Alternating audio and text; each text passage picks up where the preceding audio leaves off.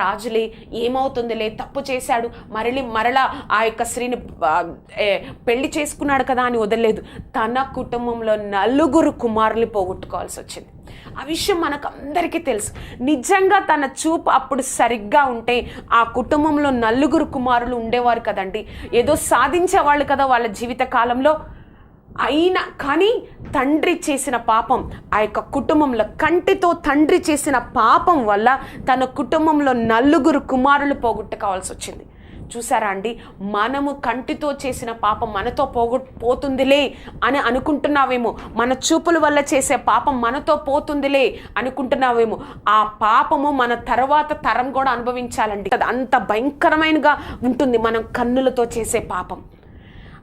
నువ్వు ఒక్కసారి ఒక పాపాన్ని నువ్వు చూస్తున్న ఒక వీడియోని కానీ, ఒక పోస్టర్ని కానీ, ఒక వ్యక్తిని కానీ ఆ విధంగా నువ్వు చూస్తున్నావు అంటే అది